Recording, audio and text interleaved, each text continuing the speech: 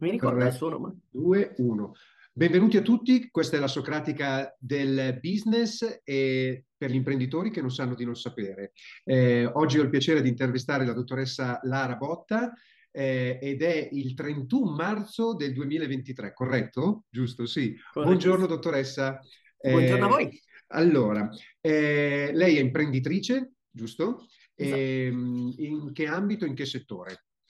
Allora, io mi occupo della Botta Eco Packaging, che è Sì. un'azienda che si occupa di imballaggi in cartone ondulato e si è specializzata da ormai 7-8 anni in packaging sostenibile. Quindi non solo la scatola da imballaggio in cartone, che è riciclabile per natura e fatta anche di carta riciclata volendo, ma anche quello che ci va all'interno della scatola, dei riempitivi, delle ottimizzazioni delle dimensioni delle scatole, piuttosto che di come si stocca, di come si trasporta, cercare di ottimizzare, diciamo, questa verticale di sostenibilità all'interno del packaging e della sua supply chain. Ok. E domanda classica, come è nata la vostra azienda? Da dove è nata la vostra Sì. azienda? Questa è una domanda che mi piace particolarmente perché credo sia originale, deriva dalla nonna Alfonsina, che nel 1947 ha deciso di lasciare tutto quello che per lei era certo, quindi un posto fisso e un lavoro che conosceva, per mettersi in cantina, a creare scatole e andare in giro per Milano col tram a cercare di venderle. Questa è come è cominciata. Se pensiamo al 1947, di donne imprenditrici ce n'erano molte meno di oggi. Era già determinata di fare meglio per la sua famiglia, aveva 4 figli e si era ostinata e ce l'ha fatta. Wow. Quindi la nonna ha fatto partire tutto, complimenti. Poi la cosa che mi ha colpito è che era una donna, in quel periodo una donna fuori dal comune, quindi. Eh, Sicuramente. Io non ho avuto il e, piacere di conoscerla personalmente, ma le sue storie che risuonano ancora oggi mi fanno pensare che sarebbe stata di grande ispirazione, fosse stata, diciamo, anche presente fisicamente, non solo, diciamo, con le storie che mi sono arrivate. E mi mm, fa anche piacere sapere che un po' del suo DNA deve essere passato. ok. E quindi ha aperto l'azienda da sua nonna e poi è subentrata Tratto, papà.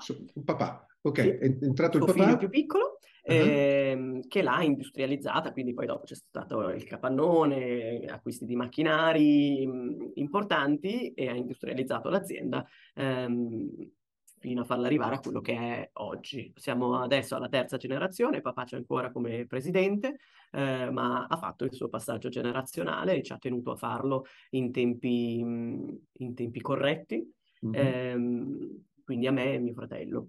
ok. E quanti collaboratori avete oggi? Oggi siamo una ventina Mhm, ehm, e ai vertici è ancora la famiglia. ok. Lara, che cosa l'ha spinta a diventare imprenditrice? Io ho una storia particolare, nel senso che ho cominciato facendo tutt'altro, quindi io ho lavorato all'estero una decina d'anni, sono stata in un'azienda multinazionale, la Roche, che si occupava di farmaceutica Mhm, e quindi dall'analizzare effetti collaterali delle medicine a ottimizzare i processi della divisione di farmacovigilanza a livello globale, al 10° anno all'estero ho deciso che forse era il caso di tornare in Italia. Solo che il passaggio dalla Roche a Londra e a Basilea, dove sono stata, alla filiale italiana, sarebbe stato un po' un passo difficile perché il fulcro, diciamo, era a Basilea e a Londra, mentre in Italia la farmacovigilanza c'erano 3 persone all'interno, quindi non c'era molto spazio di manovra. Quindi avrei comunque dovuto trovare qualcosa di diverso, un'altra azienda. E nel contempo papà voleva anche sapere, diciamo, se c'era intenzione di entrare in azienda di famiglia, nonostante avessi fatto tutta una carriera diversa, non ho mai detto di no. E quindi in questo passaggio ho anche deciso di dire, ok, mentre cerco il lavoro nuovo nella farmacovigilanza o comunque nella farmaceutica, potrebbe essere un buon momento per entrare in azienda di famiglia, così quando dirò di no sarà un no, diciamo, confermato anche, una scelta consapevole. Quindi tutto faceva pensare che non sarebbe stato il mio indirizzo, però una volta entrata in azienda mi sono innamorata di tutto quello che era l'azienda di famiglia, il profumo della carta, il fatto di poter avere un impatto potenzialmente positivo, visibile, diciamo, mi ha preso e mi ha appassionato. Mm. Eh, ok. Come definirebbe oggi un imprenditore lei? Cioè la professione dell'imprenditore, come la può definire oggi? Io la definisco come una persona che oltre a dover gestire l'azienda come è nello stato attuale, deve sempre avere un occhio di riguardo sul futuro e su quello che sarà tra i prossimi 5-10 anni. Quindi essere consapevoli che non si può continuare a fare la stessa cosa perché è andato bene fino adesso e siamo stati bravissimi a fare quello che abbiamo fatto, ma dobbiamo pensare che il mercato continua a cambiare in maniera repentina e quindi quello per cui eravamo bravissimi ieri non è detto che sarà ancora attuale domani e quindi deve avere sempre un occhio al futuro, a come si muove il mercato, a dove poter far andare la propria azienda nel futuro. Quindi Mm, è un'apertura, diciamo, a novità e allo scoprire cosa ci sarà domani. mm. Ehm, E, quali sono le competenze che secondo lei deve avere un imprenditore? Il coraggio Mm, di... Bisogna essere sempre positivi, ci sono state, almeno nella mia carriera di imprenditrice, ci sono stati tanti alti e bassi, quindi vediamo l'ultima che ha colpito tutti, che è stato il Covid, vediamo le guerre, e le crisi economiche, quindi tanti ostacoli che fanno sì che la tua idea, previsione è messa a repentaglio e quindi devi continuare a reinventarti e a trovare modi per darti la motivazione per andare avanti e trovare nuovi spunti, nuove motivazioni che fanno sì che l'azienda con tutte le sue persone possa andare avanti mm. e progredire. Ascoltandola mi suscita questa domanda. Quanto è importante il gioco interiore, parlo internamente, no? Con se stessi rispetto a quello che è appena espresso, no? Dice, bisogna avere coraggio rispetto al mondo esterno che è pieno di insidie, di difficoltà, è corretto, ok? E Sì, sì, giustamente lei ha esposto, bisogna avere coraggio e quindi a me ha suscitato questa considerazione nel dire, wow, quanto è importante il gioco interiore, no? Con se stessi. sì. Cosa ne pensa Perché di questo? la motivazione te la devi sempre far arrivare da solo, non puoi give up, cioè hai una responsabilità verso le generazioni che mi hanno preceduto, verso il personale che ci lavora e le decisioni che si prendono non sono sempre facili e non hai la sfera di cristallo, quindi se decidi di prendere una rotta non è detto che sia quella giusta e tu devi avere il coraggio di prendere quella rotta e magari anche altre per il bene della società. E questo ci vuole coraggio in momenti dove magari durante il Covid avevi timore anche personale, timore per la tua famiglia, timore per l'azienda perché tutto si era fermato, tutto d'un tratto, e tutto il lavoro che avevi fatto sembrava essersi arenato e non poter andare più avanti perché sembrava un ostacolo insormontabile quello del Covid, cioè tutta l'Italia si era arrestata, no? Per quanto? Boh, quanto si può andare avanti senza avere uno sbocco o con un blocco? Perché all'inizio era solo l'Italia che era vista come Certo. quella problematica, quindi avevamo fatto tanto verso l'estero e tutto d'un tratto ci hanno detto che no, oggi l'Italia non ci interessa più, magari mesi e mesi di trattative. Ti- Era crollato, diciamo, un mondo su cui avevi puntato tanto. E per fortuna poi questo si è ripreso, però in quel momento ovviamente ci è voluto coraggio per non essere affranti e comunque nel mentre che tutto si era arrestato dovevi continuare a lavorare per il dopo Mm. perché tutti entravano in panico, diciamo, si frenavano per dire non so che cosa sarà domani, quindi aspetto di vedere come andrà a finire. E in realtà forse la nostra fortuna, il nostro coraggio ha aiutato anche in quei momenti a continuare a macinare, trovare modalità per pensare a cosa faremo quando si riaprirà tutto e in quel momento eravamo pronti. Magari qualcuno che si è fatto abbattere ha detto aspetta un attimo. E non c'è la ricetta giusta, però No, no, no, secondo no, me no, no, questa no. parte di essere coraggiosi e non farsi abbattere anche quando in realtà vorresti e il tuo corpo ti dice basta, aspetta perché ci sono altre priorità, alla fine la responsabilità ti coglie e vuoi comunque essere sicuro di non aver buttato via 76 anni di storia dell'azienda, vuoi che tu sia una delle aziende che possa continuare dopo. Mm. In un momento così complesso come giustamente è stato e descritto, ehm, dal suo punto di vista, quale può essere, usciti da quel momento, quale può essere l'insegnamento di quel periodo, dell'aver vissuto quel periodo? Oggi, guardandolo dal di fuori, quale può essere l'insegnamento? L'insegnamento è difficile perché in quel momento potrei dire non aver paura perché poi andrà tutto bene, ma non è stato proprio così, c'è stata la vera paura. Ehm, e non credo che dicendo alla me stessa di prima, guarda che se ci dai dentro, continua, tu vai imperterrita perché a un certo punto ci sarà la luce alla fine del tunnel, andrà tutto bene, non ci avrei troppo creduto. L'ho fatto perché ce l'avevo, a un certo punto mi sono data da fare personalmente, però non so se è un insegnamento, credo sia più un'indole Mm. che essere determinati e non cedere anche nelle peggiori delle situazioni. Mm.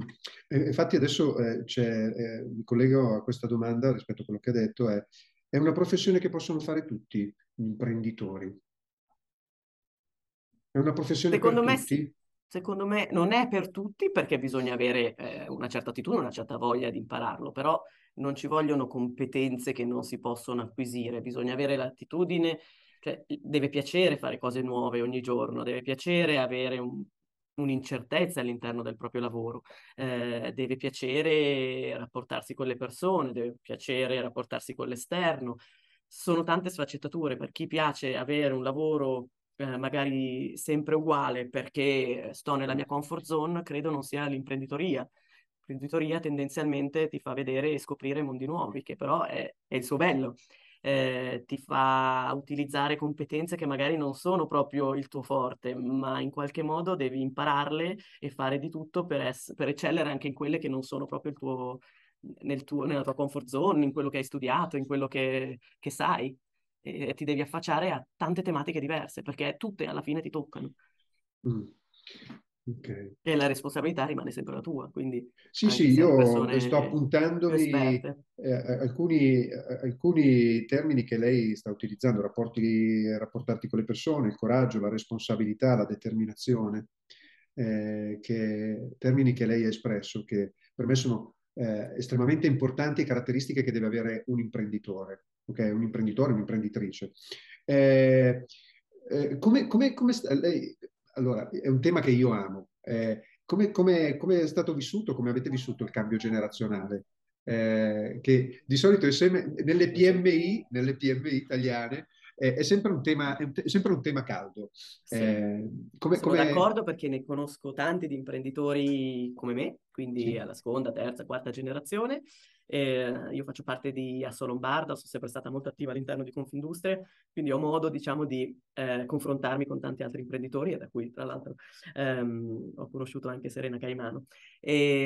Com'è stata? Credo che anche mio padre, essendo stato sempre molto attivo, e ancora lo è all'interno del sistema associativo, abbia colto l'importanza del passaggio generazionale e quindi per lui era un obiettivo quello di riuscire a fare un passaggio generazionale fatto bene, con lui sempre a disposizione, ma ci dava l'opportunità di sbagliare. Quindi ha sempre detto, io farei una cosa, ma io voglio che la decida tu e se sbaglierai imparerai. E come anche ho ripetuto prima, non c'è mai la sfera di cristallo, non è automatico l'esito di una decisione a livello imprenditoriale, però è sempre stato cosciente del fatto che dovessimo sbagliare per poter imparare, che dovessimo avere l'opportunità di sbagliare, la responsabilità delle nostre azioni e spesso anche il fatto che se prendiamo una decisione oggi è facile che impatti la nostra vita del futuro. Quindi dice, non è giusto che io prenda una decisione che poi impatterà voi.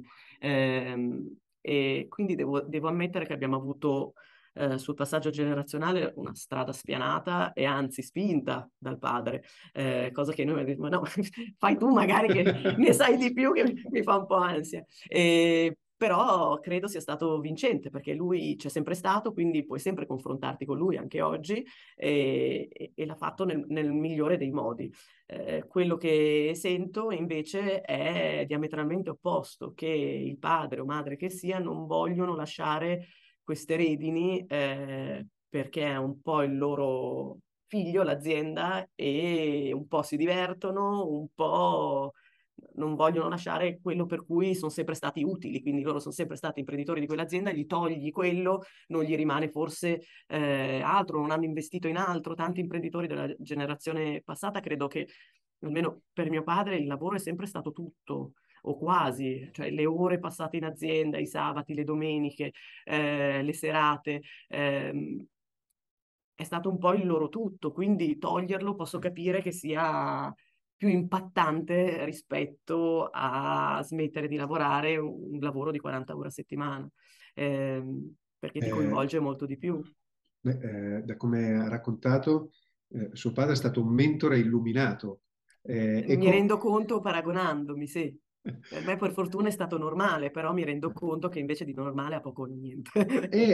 Rispetto alle esperienze che ho io e quelle che vedo e sento, non è così comune questo, o così, come posso dire, agevolato Esatto. questa trasformazione. Anzi, Eh, quali sono, secondo lei, le conseguenze, soprattutto non qualitative, di quando un cambiamento generazionale non viene agevolato come è stato per voi nell'impresa? Cioè, quando c'è questa resistenza alla trasformazione, no? A trasformare, a creare questo, agevolare questo cambiamento generazionale. Quali possono Beh, essere le io sono, conseguenze? sono una, credo molto nella diversity, quindi l'idea che più siamo diversi all'interno di una qualsiasi squadra, ma in un CDA forse ancora di più, più riusciamo a portare al tavolo delle opinioni e dei punti di vista diversi. Se siamo di generazioni diverse, sicuramente abbiamo una vicinanza al mercato diversa e quindi abbiamo un occhio di riguardo per quello che sarà il futuro, quello che sarà la generazione più giovane e che magari un papà, una mamma, un nonno non sono più così vicini. Quindi portare idee diverse e tornando al fatto che secondo me l'innovazione è parte integrante di far proseguire un'azienda nel tempo, questa innovazione deve essere il più vicino possibile al mercato di oggi e del futuro. Quindi c'è la possibilità che l'idea di fare sempre quello che si è sempre fatto rimanga se non c'è un input nuovo di nuove generazioni che portino innovazione e punti di vista diversi, sia nel prodotto o servizio che si offre, sia nel modo di lavorare, sia nella digitalizzazione e quindi nell'efficientamento di alcune produzioni piuttosto che di operato dei processi aziendali. Sono tante le tematiche che toccano un'azienda e non avere un occhio di riguardo di generazioni diverse penso che possa essere un ostacolo che più si aspetta, più poi si è distaccati da come evolve il mercato e quindi i propri clienti. Mm. Si può rischiare di chiudere?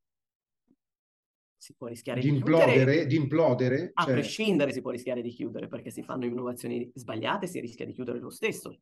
Bisogna discuterle e bisogna avere quel coraggio di decidere e sperare anche un po' nella fortuna, perché i dati non ti dicono tutto, altrimenti sarebbe troppo facile il nostro mestiere. Ehm, quindi c'è il rischio di non prendere in considerazione delle opportunità del mercato che se ci pensano solo i competitor poi ti lasceranno indietro. mm. Eh, Magari di chiudere no, ma di fare di meno o di dover essere acquisiti perché non si hanno altri sfoggi oppure non si ha un piano B, un piano C. ok. Questo per quanto riguarda l'esterno. Per quanto riguarda l'interno, all'interno dell'impresa, questo scollamento, questo non allineamento nel cambiamento generazionale, che cosa può creare all'interno dell'impresa? Potrebbe creare, secondo lei? Beh, se non c'è una leadership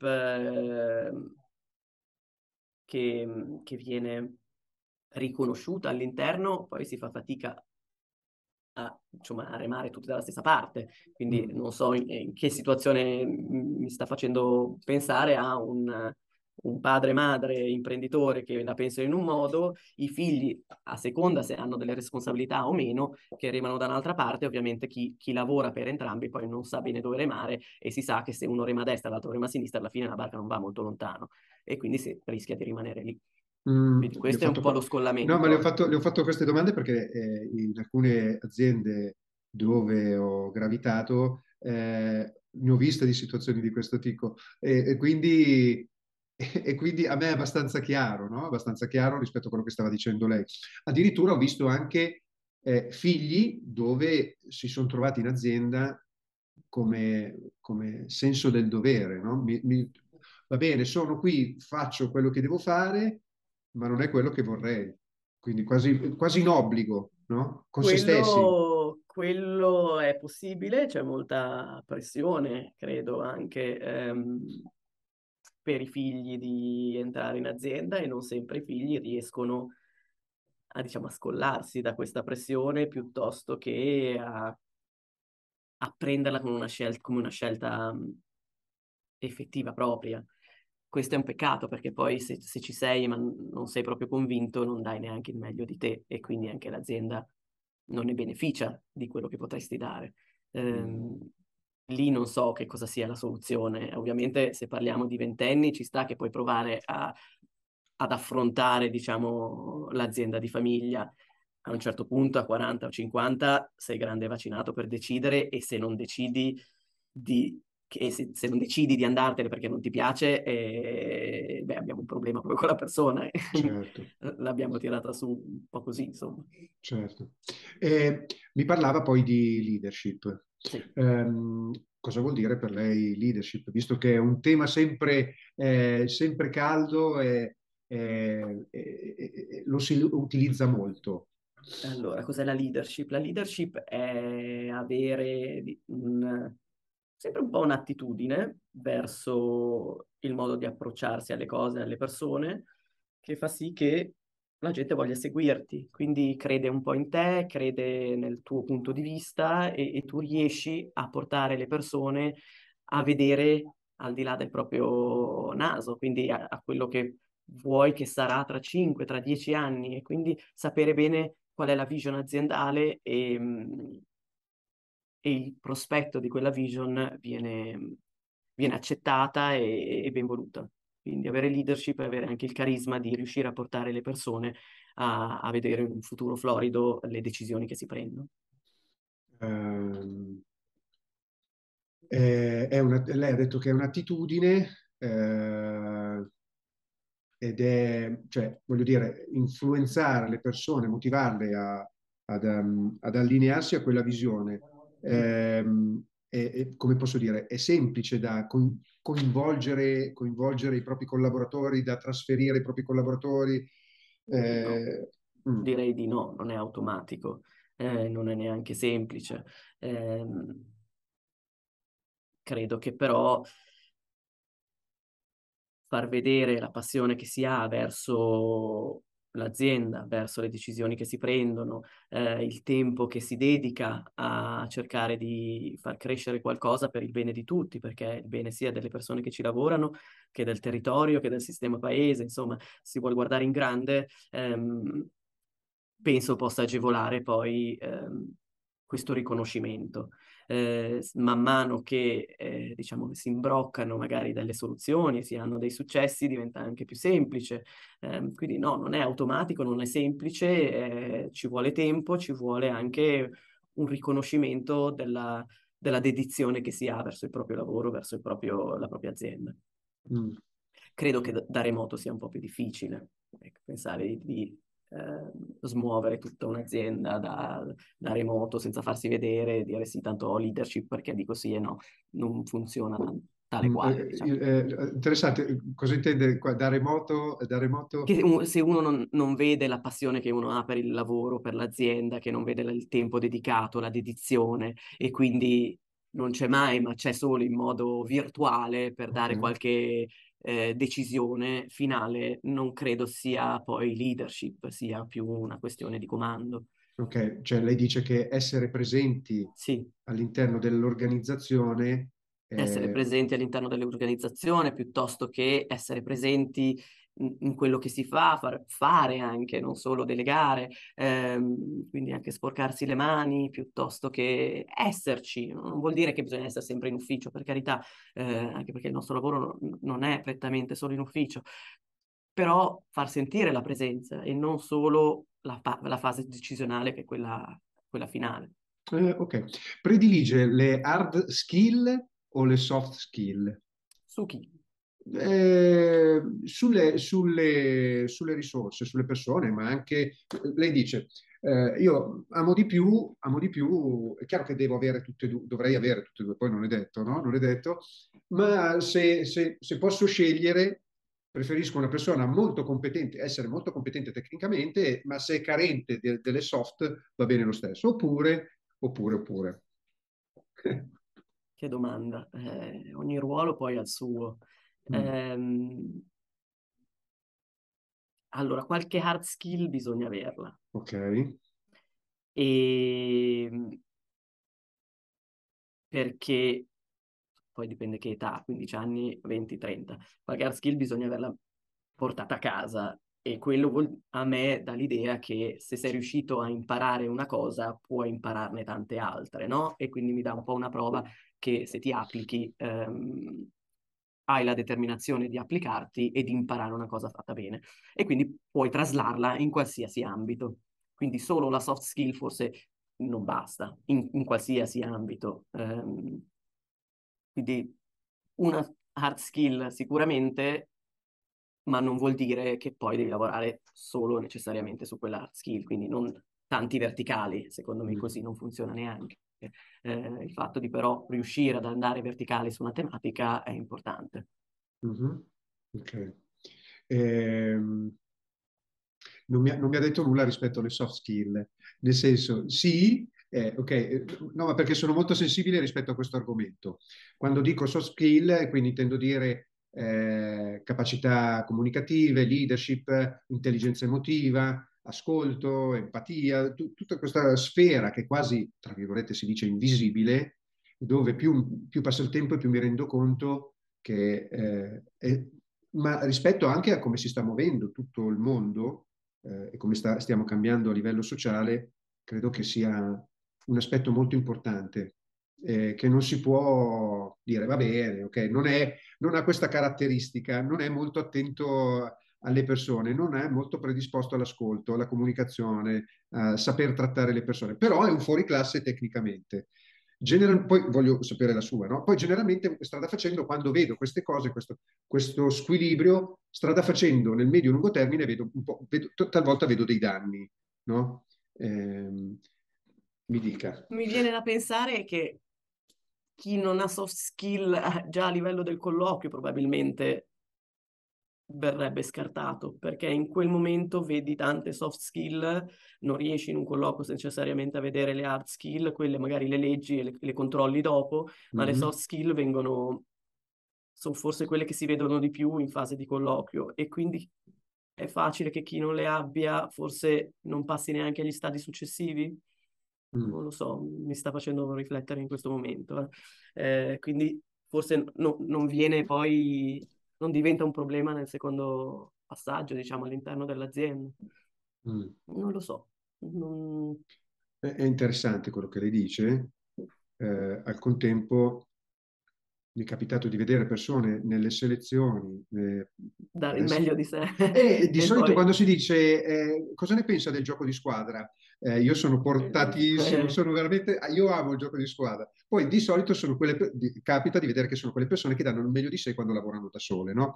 Ok. No, no, ma intendo dire, è chiaro che quando sei a un colloquio dai il meglio di te. No? Tutto quello che ti chiedono sono portato, sono capace. Nella comunicazione sono un genio, nell'ascolto sono un genio. però nel Prendo frattempo devi comunicare con me, quindi quello un po' lo testo. Quindi se sei così certo. bravo che mi hai detto che sei bravissimo a far tutto e ci ho creduto, dopo N colloqui della vita, o comunque qualche skill ce l'hai. Sì, sì, sì, sì. No, no, ma che mi capita poi di vedere persone che passano e entrano nelle aziende dopo qualche mese dico, incontro l'imprenditore, cavolo, pensavo fosse amore, ma invece è un calesse, no? Calesse. E quindi, che non è alquanto semplice in un colloquio No. azzeccare l'incontro con la risorsa umana, no? Però questo fa parte un po' dell'esperienza.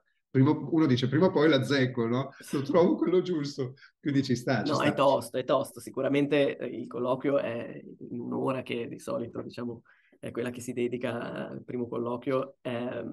Si fa fatica ad essere sicuri, ma non si è No, mai, no, ma perché poi le neanche quando... persone cambiano anche nel tempo, quindi Assolutamente, poi anche eh, quando...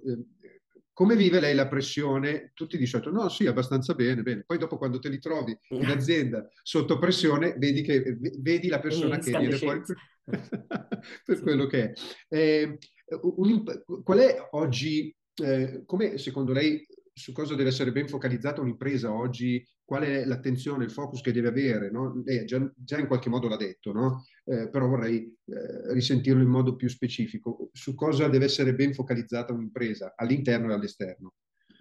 su, su fare bene quello che sta facendo e quindi prodotto o servizio è il suo core business, deve continuare a darlo per tenere, diciamo, i frutti del lavoro svolto fino ad oggi, però deve pensare anche al futuro, quindi a come migliorarsi sempre, a come innovarsi, a continuare, diciamo, a fare semina di quello Mhm. che poi dovrà recuperare negli anni a venire.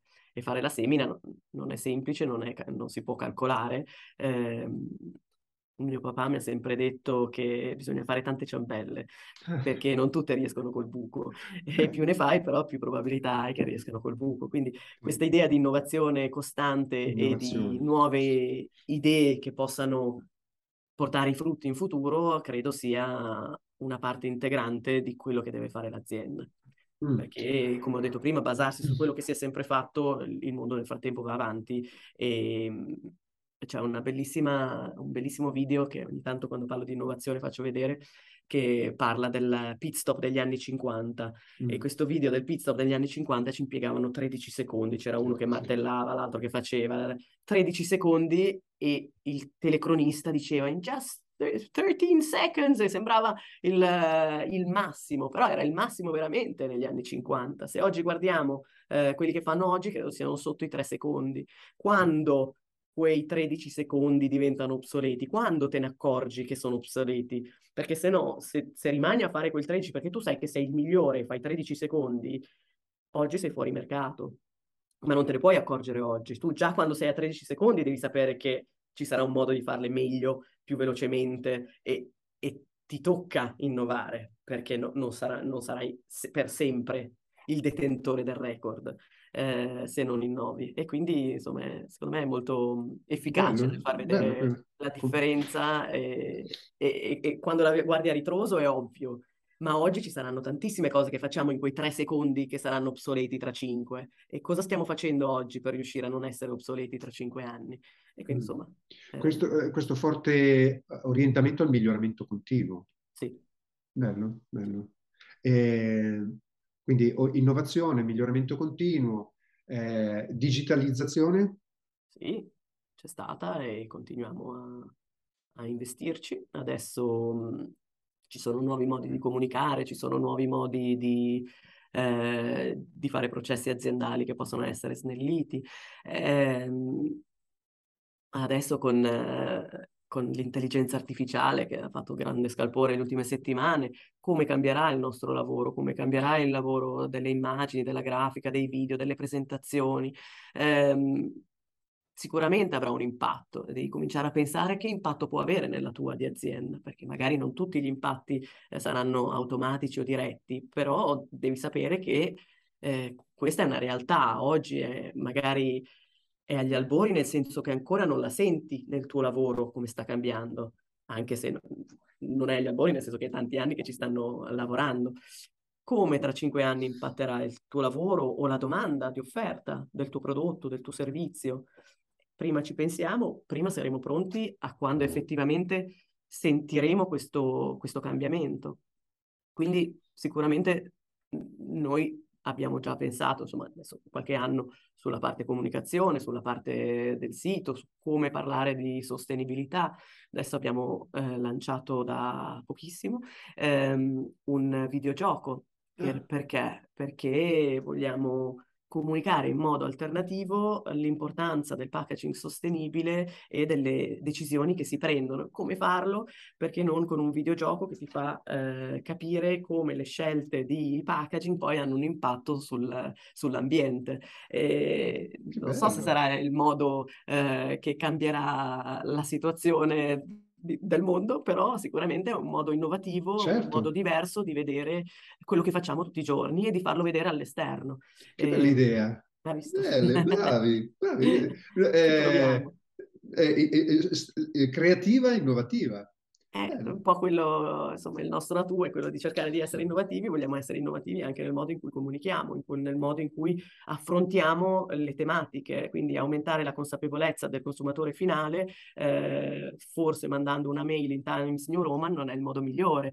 Oggi ci Sì. sono modi migliori, modi più efficaci che possono essere tantissimi, perché non provare questo? Questo ancora non l'ha provato nessuno, perché non Bottega Packaging a essere pionieri di questa soluzione. Un po' dei Vedremo come va. pionieri, un po' dei Sì, pionieri. proviamo. È una delle Bello, tante bello, ciambelle. bello. Sì, sì, beh, bravi, complimenti, complimenti. Grazie.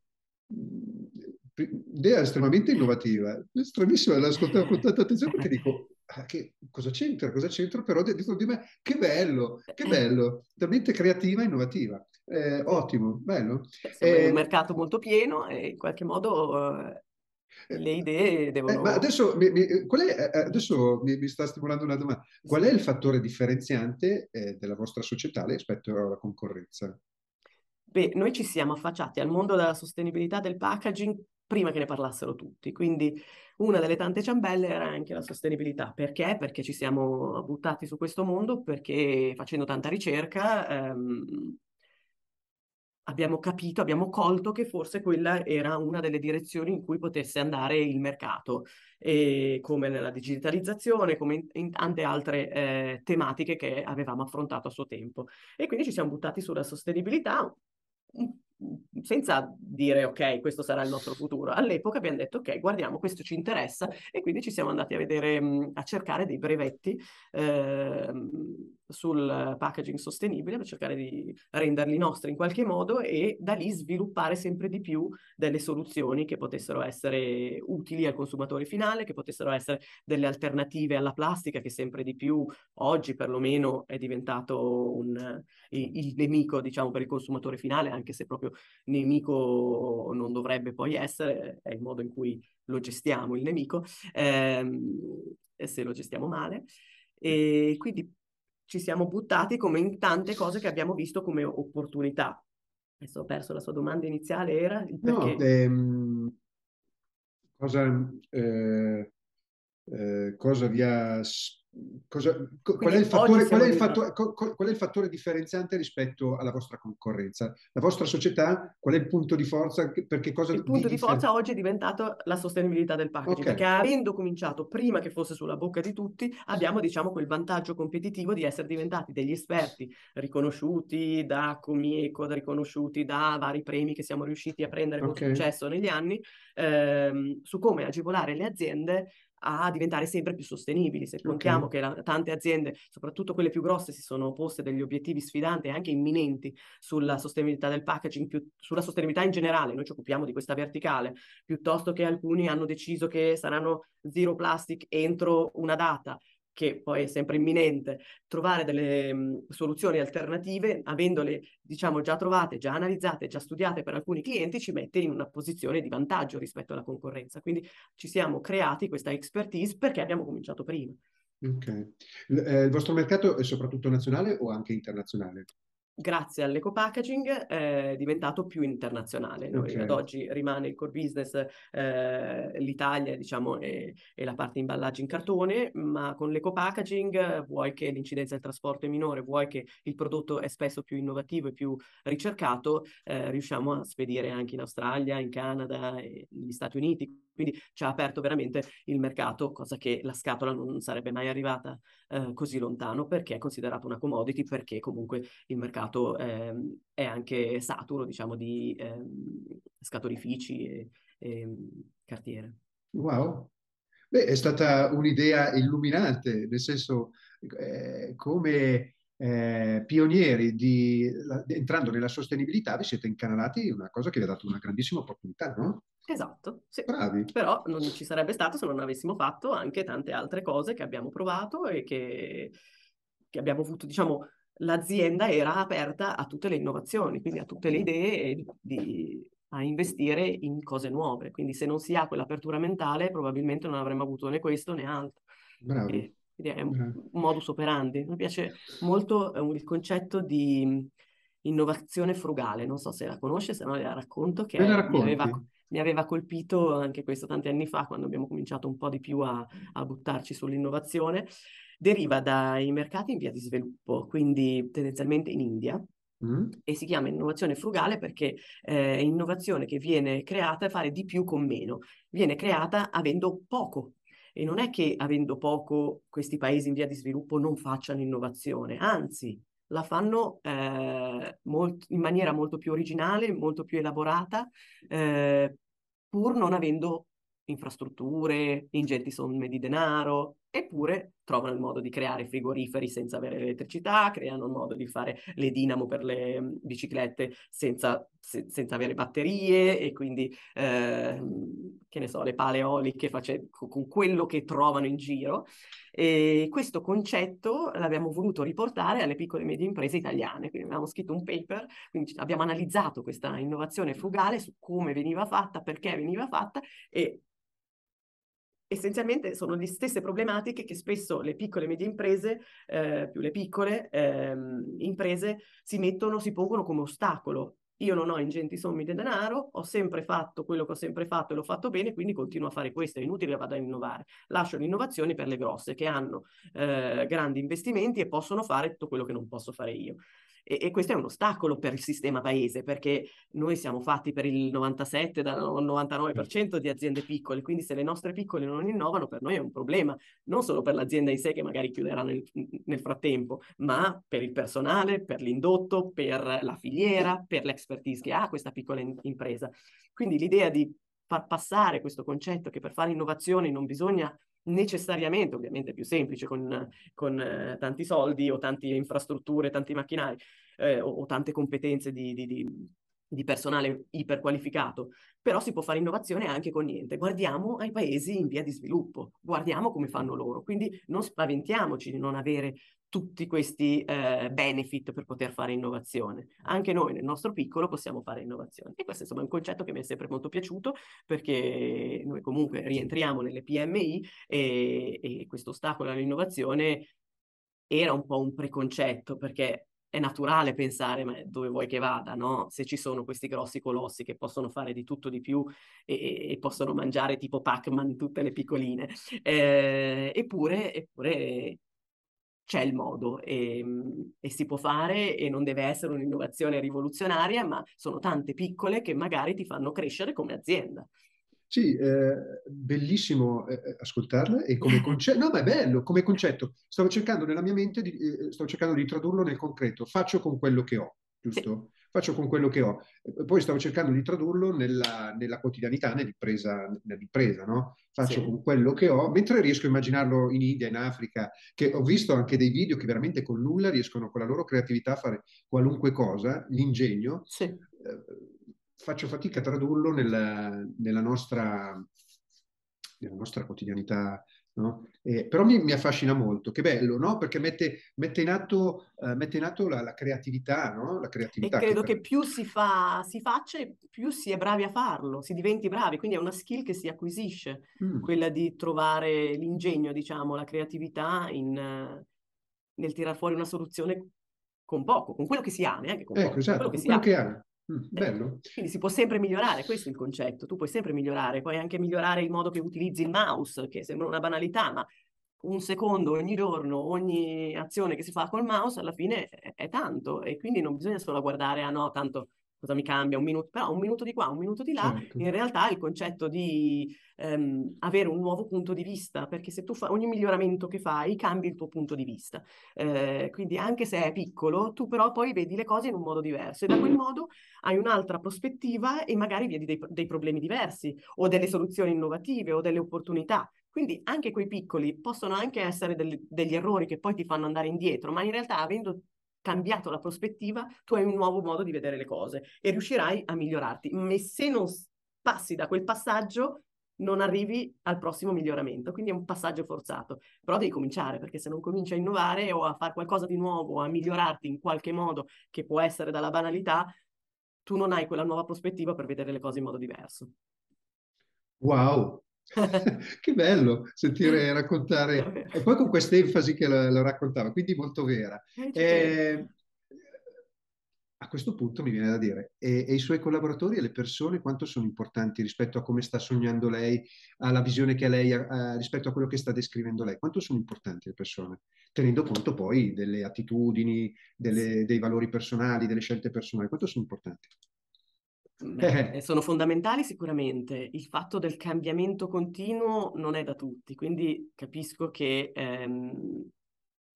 sia faticoso. È più facile fare sempre la stessa cosa, anche da un punto di vista di comfort zone. E cambiare richiede fatica e cambiare poi scoprire che non era il modo migliore, ehm, lo si vede come un fallimento, anziché come un'opportunità di miglioramento. Come ho detto prima, tu spesso devi magari farlo quel passaggio che è negativo o non ha portato migliorie, nonostante tu pensassi le portasse, ma da lì hai visto cosa devi fare per farla la miglioria. E questo concetto, questa comprensione dell'insieme non sempre è vista. Uno vede quello che fa, ha visto che non ha funzionato, ah, vedi, se facevamo come dico io. E far passare il concetto non è automatico, anche perché impatta il lavoro degli altri. Questo secondo me è una difficoltà, e il change management ha le sue problematiche, le sue difficoltà, si prova ovviamente a far capire, diciamo, tutto il percorso, ma non sempre si vede tutto il percorso prima. Mm, ok. Quindi le persone sono importanti, il fatto di essere flessibili è importante, essere in una piccola impresa spesso rende le aziende più flessibili e quindi anche le persone che ne fanno parte sono più abituate ad essere flessibili. Magari in una grossa azienda uno è più incanalato nel suo lavoro e difficilmente, più difficilmente cambia, non lo so, mentre in una piccola sei più abituata a fare più lavori diversi, quindi sei già più flessibile di tuo. Andrei avanti, mi sta facendo venire un sacco di domande perché è veramente molto interessante e molto utile quello che lei sta dicendo. Le faccio un'ultima domanda però. Sì. Eh, che feedback dà a Lara? Lascio che me lo diano gli altri, che feedback mi devo Sì, dare però io? allora, guardandosi dal di fuori come imprenditrice, no? Si guarda dal di Mm. fuori come se si stesse guardando su un monitor. In tutti questi anni dove è entrata nell'impresa, dove è diventata imprenditrice, dove ha fatto l'esperienza che ha fatto, che feedback si dà? Un bel feedback, naturalmente, perché se siete arrivati così è un bel feedback, un bel feedback. Da un lato non mi basta mai, nel senso che posso sempre migliorare e quindi vedo quello che manca spesso. E dall'altro ogni tanto guardo indietro, magari faccio, mi capita quando faccio da mentor per delle ragazze più giovani e, e mi rendo conto in quell'istante di quanta esperienza ho accumulato negli anni, ma è anche grazie insomma al gap generazionale, di quanto ho fatto per arrivare fino a qua. Quindi le esperienze vissute, le varie cariche che mi han dato delle skills che oggi ho. Quindi lì mi rendo conto del percorso e di averlo riempito e il fatto di non essere mai stata un po' con le mani in mano, ma aver sempre voluto fare qualcosa di più, qualcosa, insomma, un po' di riempire questo cestino di esperienze e di competenze il più possibile, sapere che non è mai pieno, che c'è più impari e più ti rendi conto che c'è da imparare. Quindi da un lato vedo sempre quello che mi manca, Se guardo indietro, vedo che comunque ho messo tanto all'interno del mio percorso professionale per arrivare dove sono oggi. Quindi da un lato sono soddisfatta, ma mai abbastanza. Questo è nell'indole dell'imprenditrice, no? Può essere, può essere. L'indole Eh, dell'imprenditrice o l'indole anche di